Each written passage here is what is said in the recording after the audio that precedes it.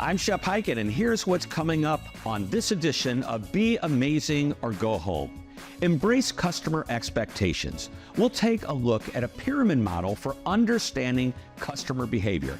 And many of these conclusions are confirmed in my Achieving Customer Amazement Study. I'll share 5 ways you can master the customer hierarchy of needs.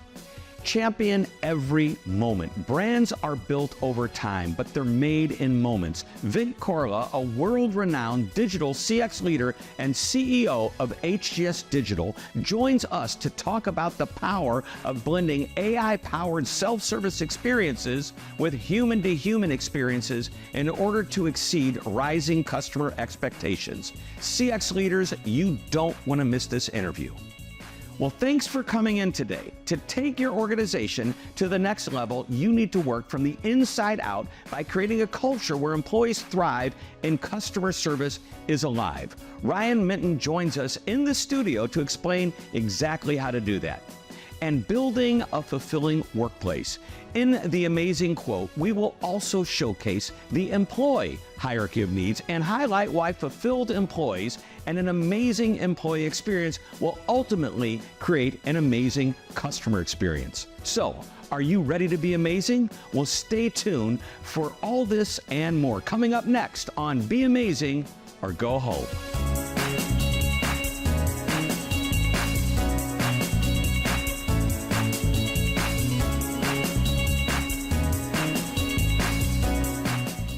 Hello, I'm Shep Hyken, and this is Be Amazing or Go Home, the show dedicated to take you from average to amazing.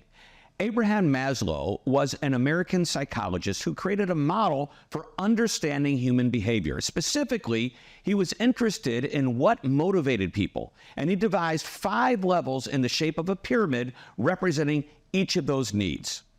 I've created a similar model for the customer experience, starting with the basic needs at the bottom and working their way toward the top. I've been studying customer and employee experience in some form or fashion for more than 40 years. I've identified at least 5 areas that are important to customers when they buy from you, and I put them into logical order. So here is the customer hierarchy of needs. Number 1, products that work. This is at the base, and it's simple. Whatever you sell must do what you promise it will do. It doesn't matter how great your customer service and experience are. If the product or service doesn't work, customers will find an alternative.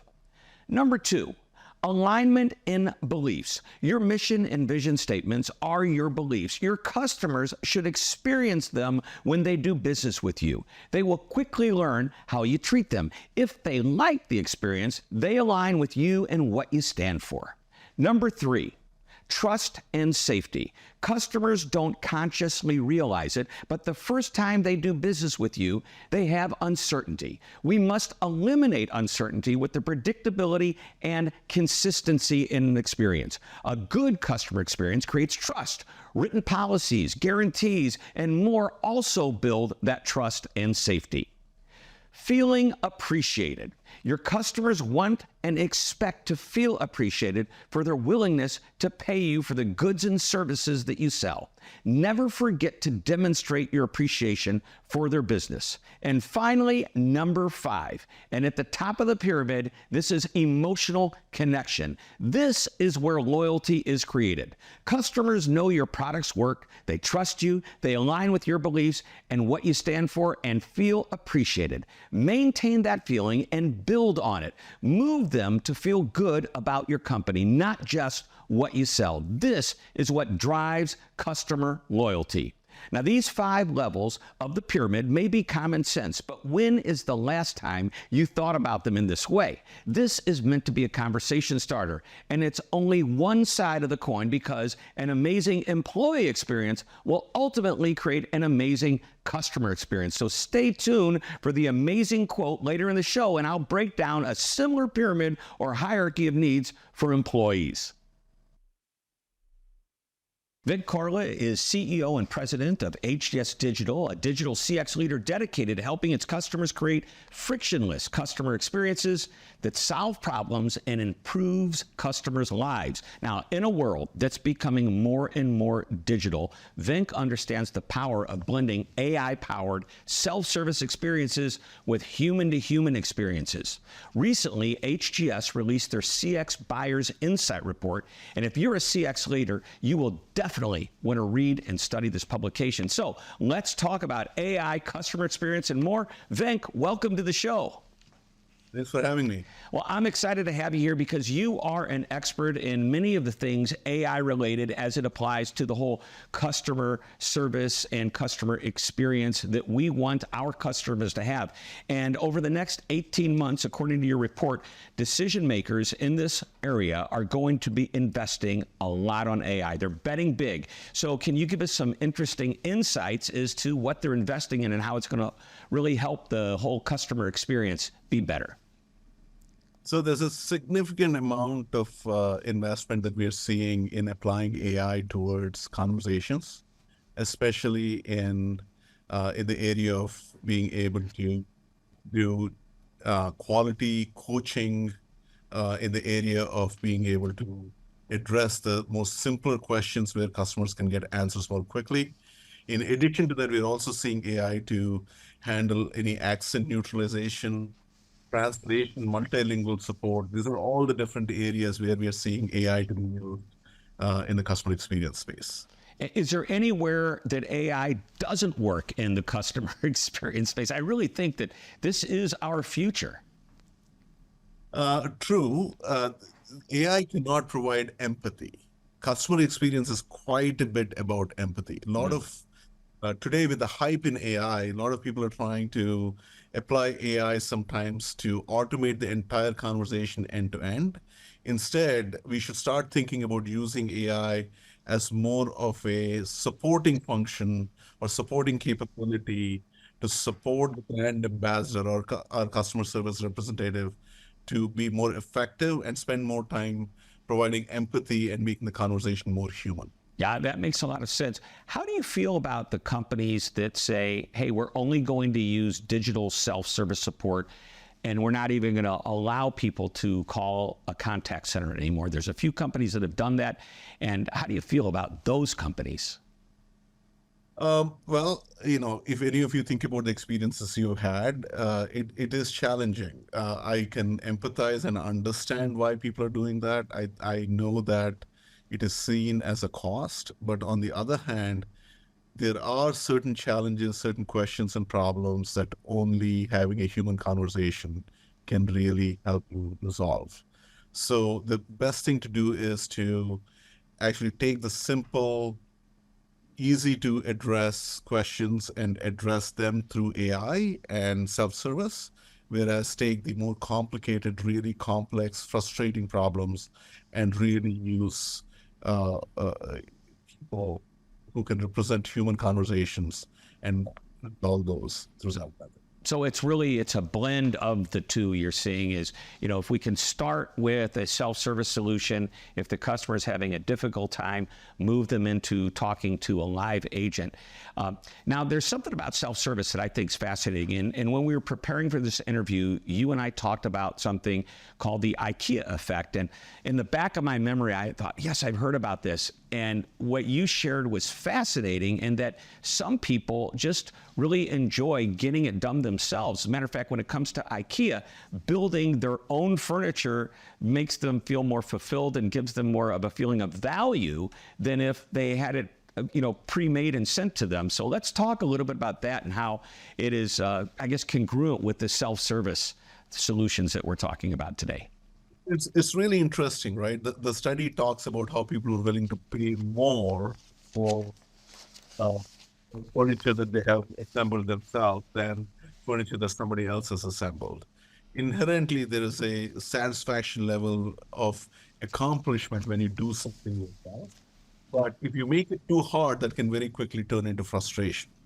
So one of the key aspects is there needs to be a balance between that aspect of people trying to solve the problem themselves But at the same time, when it is getting to the point of difficulty, where it is, it becomes a little frustrating for the user to solve themselves, moving it to somebody who can actually really help them. But maintaining the context becomes important, because if you make them repeat the information they provided or redo some of the steps, which is not uh, recognizing that they've already put in the effort to self-serve themselves, can be really, really frustrating when people have a conversation. Right. So I know personally, if I'm able to solve a problem without having to get on the phone, wait on hold, whatever, to talk to somebody, I feel really good about it. The second part of this, and I think it's really important that everybody listening who has any type of customer support world out there, if you're using AI, if somebody's working in self-service and they shift over to the human experience, it needs to be seamless. It needs to be a continuation. Let's talk now about how AI, while it's supporting CX, and a lot of companies are investing in that, you feel it's really important for them, these companies, to also be investing into AI and how it supports the employee experience. So at the end of the day, our team represents our brand, which takes care of our customers. And we need to help, assist, and help our own team members to be more effective. And by using AI to provide assistive capabilities to our team members, we can make them more effective, make them more fulfilled, and make them more human and empathetic to the consumer that they're talking to, which not only helps our agents or our customer service representatives to be more satisfied and fulfilled with the work they're doing, but it also comes across in the interaction that they have with the end consumer, which makes it feel more for lack of a better word, a premium style service that the end consumer gets. Yeah. So I think it's extremely important to be able to use AI more effectively to support our own team members, than instead of worrying about trying to get to the end state or end goal of highest efficiency possible, which is to just deliver it to the end consumer. Right. Well, I think it's very efficient if I'm talking to an agent and they're getting support on their screen from an artificial intelligent bot that's perhaps either listening in on the conversation, or maybe the agent's typing something in, gets a quick answer back. And I think that's a very powerful way of giving that agent information to better serve the customer, making it easier for the agent. And guess what happens? When that is taking place, the agent feels very fulfilled, the customer's happy. It's a win-win situation for everyone. All right, we're just about out of time. Any quick last thoughts that you'd like to share with us? So the most important part is use AI in the right place at the right time to try to create the perfect balance between human conversations versus AI-driven conversations. Using AI to actually help personalize, contextualize the support that the consumer gets, and how to bring all of the information together and summarize it for easy consumption is the key to succeed and win in this era of AI. Yep. The best companies have figured this out. There is definitely a balance between self-service and human-to-human support. There's a balance of how you're using AI, and the companies that figure this out, they're putting it together. They're the rock stars that we all need to be looking at. Venk, thanks so much for being on the show. Really appreciate you being here, and I look forward to our next conversation. Sure. Thank you. Thanks for having me. Time now for the amazing app brought to you by Outreach Studios. And this app takes your productivity to a whole new level and provides an amazing level of convenience.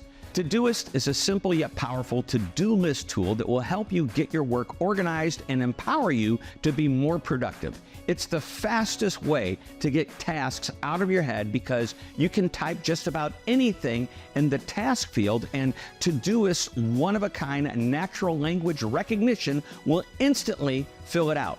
The AI capabilities of Todoist can actually capture tasks at the speed of thought, making your task list feel like a natural extension of your mind. You can also focus on the right things at the right time because your tasks are automatically sorted into filters such as today, upcoming, or custom to help you prioritize your most important work. Todoist can be utilized by businesses because all your tasks can coexist. Give your team a shared space to collaborate seamlessly and stay on top of the details. Your team's tasks, files, and discussions on every device your team touches will keep projects on track and build team productivity. So, by making the process frictionless and allowing you and your team to be more productive so you can spend more time taking care of your customers, Todoist is truly an amazing app.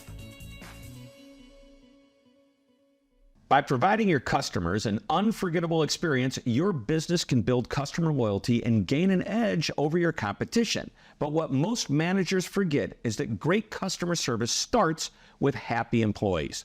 Ryan Minton, in his book, Thanks for Coming In Today, show you how to build and retain an amazing customer service team by establishing an environment in which employees can thrive and customer service comes alive. And joining us now in the studio to talk about this is the man himself, Ryan Minton. How you doing, man? Good to see you. Thanks for coming in today, Shep. No, I should say thanks for coming in today. So what's with the title, Thanks for Coming In Today? Let's start with that. Well, I made a career out of working in the hotel business. And my very first job in hotels, I was working at a front desk, and I had a young man named Jason who worked for me. And Jason was unlike anyone I'd ever met before. Off the wall energy, so excited to come to work every day. Whenever I talk about Jason, I always joke that he had to be pounding Red Bulls in the parking lot before he came in to work. And Jason would come up to me wherever he was, wherever I was, and he would give me this gripping handshake, and he'd say, "Ryan, thanks for coming in today."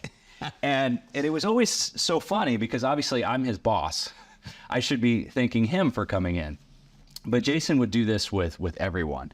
And he would do it with our guests. Yes, okay. He would do it with his co-workers. And as I moved up in my career, so did Jason. And I actually had the opportunity to hire Jason several years down the road to be my front office manager when I became a general manager of a hotel.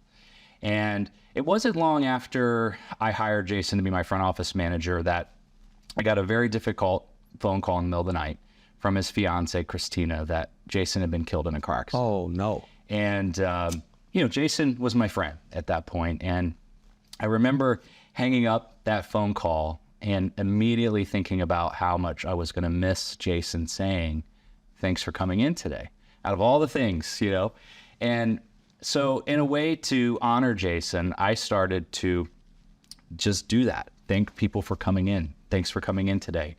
And as I do this, I realized there was a real connection into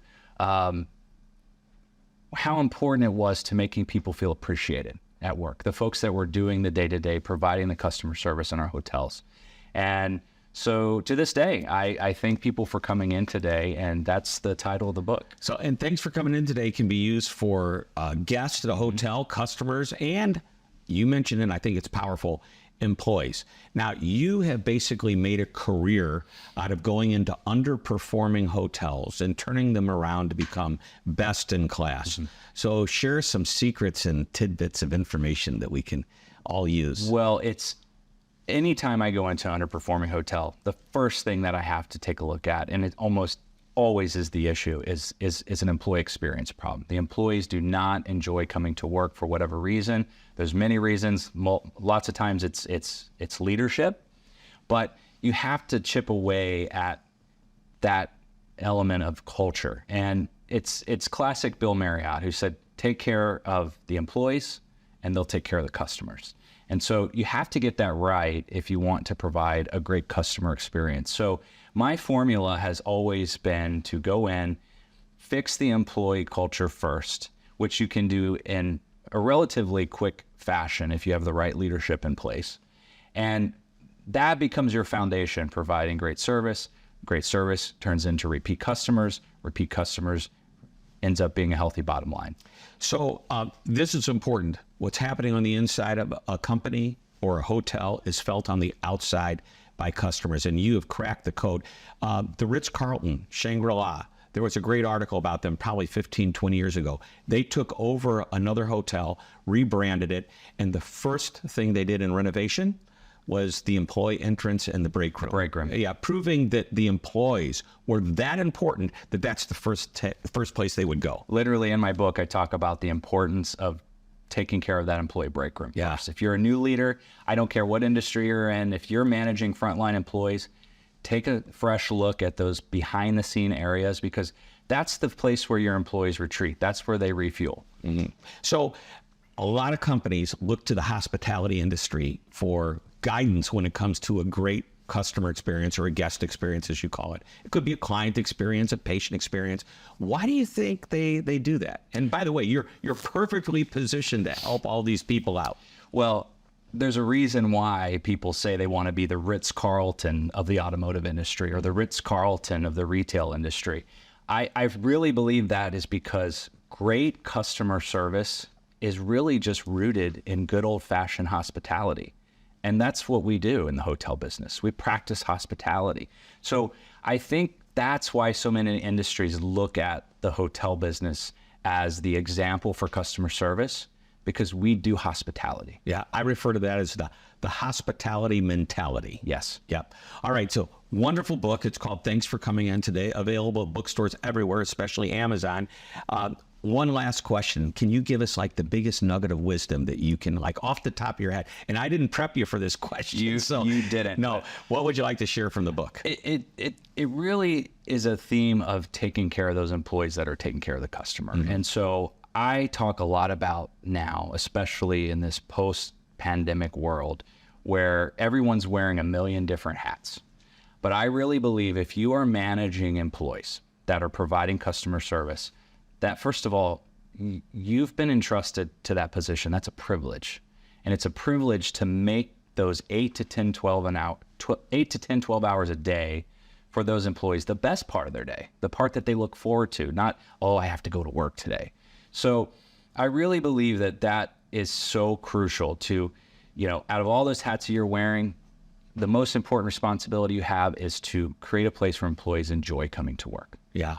Years ago, Herb Kelleher, who was head of Southwest Airlines, he passed away, but he used to say, he was asked this question, and he said, what's the word? It's I'm not using the right word. It doesn't matter, but he said, he was asked, what's more important, employees, passengers, or stakeholders? And he thought about it, and he said, you know what? It's the employees, because if they are happy and do a great job, they're going to make the passengers happy, who in turn are going to fly again and again, who will put money into the company. And guess what? That makes the stakeholders happy. So really, it does start with employees. Yes. Yeah. So why not end the interview simply by saying, Ryan, thanks for coming in today. Thanks for having me, Shep. Well, it's time to hear from you and time to Ask Shep, which is brought to you by Outreach Studios. Now, you can find me anywhere on the web, including these social channels. So use the hashtag AskShep to ask me your questions or share your amazing stories. So let's begin with the first question. We've created a great self-service customer service option. We can't get our customers to use it.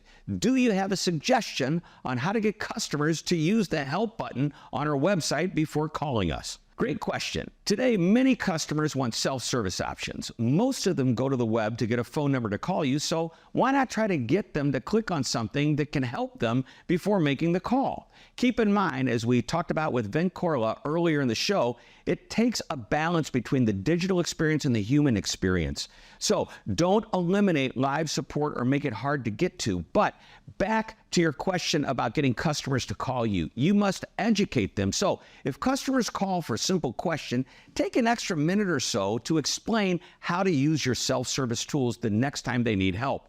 If it's easy and intuitive, you'll have converted the customer. Remember, when the airlines introduced online reservations, that was brand new. It took quite a while for it to become popular, but eventually it did. Passengers realized that once they tried the online self-service booking, they loved it. Now, that's how most passengers book their flights today. You can do the same thing. So here's the next question. When the C-suite and customer support speak to each other, do they hear the echo or the message? An echo. Now, that's an interesting way of putting it. So what I think that's being asked is if the C-suite truly understands what the customer support people are sharing, which is what they're hearing from customers, including problems, opportunities, and compliments. As messages from the front line make their way up to leadership, a lot can get lost in translation. So it's important that leadership spend time with customer support and with customers. Now, that can be listening in on calls or actually taking customer support calls. I wrote about this in my last book, I'll Be Back, How to Get Customers to Come Back Again and Again. A woman called Microsoft for customer support, and a gentleman answered the phone and identified himself as William. And yes, it was that William, as in Bill Gates. Amazing. Leadership must listen to the front line and hear the message, not the echo. And even better is to spend time personally talking to customers. And now for a final question. What is one trend or technology you see disrupting the landscape in 2024? Well, it's been around a number of years, and my answer is simply personalization. This gives a company or brand the opportunity to be more competitive and create customer loyalty. AI is making it easier than ever to personalize the experience. Now, in the past, personalization meant putting customers into groups that shared common traits. A company might have 5 or 6 of these groups. Today, AI can actually help personalize to the individual based on past purchases, buying frequencies, and much more. Netflix is the poster child for personalization. Once they know what kind of movies and shows you like, they recommend more of the same. But you don't have to be Netflix to do this. Today, it's affordable for even the smallest companies. So, are you ready to be amazing? Remember, you can find me just about anywhere on social media. So connect with me on your favorite social channels, and don't forget to use the hashtag AskShep to ask me your questions or share your amazing story. Well, it's time now for the amazing quote brought to you by Outreach Studios, and it comes from one of the world's most inspirational speakers on business leadership, Simon Sinek.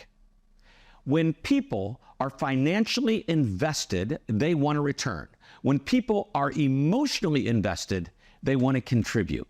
Like we talked about earlier, to have a good customer experience, there must also be a good employee experience. What's happening on the inside of the organization with employees is going to be felt on the outside by customers. And if you want employees to stay, you must find ways to fulfill their needs. So, what are those needs? Well, let's use the same Maslow's hierarchy of needs model that we used with customers, but now we use it with employees. Here are the 5 levels of the employee hierarchy of needs. Number 1, it's the paycheck. At the base of the pyramid is an employee's primary need, and that is money. Now, other benefits include insurance, retirement contributions, and other less tangible yet still important reasons related to the paycheck.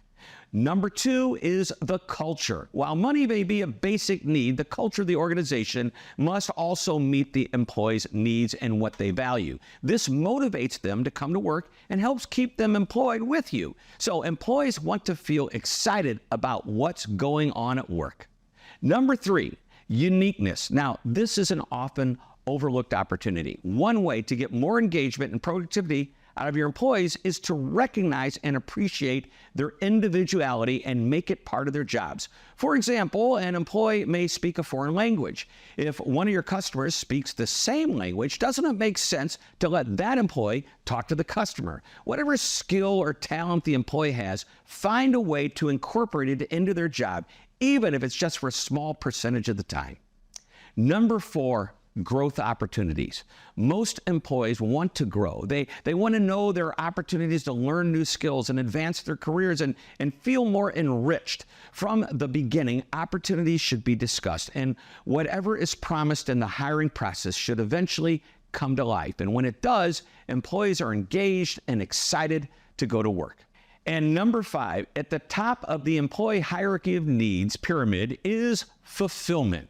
Going back to Simon Sinek's quote, emotional connection or investment is the ultimate goal. If you want your best employees to stay, they must love their jobs and love working for you. They also must feel appreciated for what they bring to the company. When you can do that, combined with their basic need, which is compensation, a culture that they enjoy working in, opportunities to learn and grow, and their talents being properly utilized, you are on your way to creating a fulfilled employee who can turn into a loyal employee.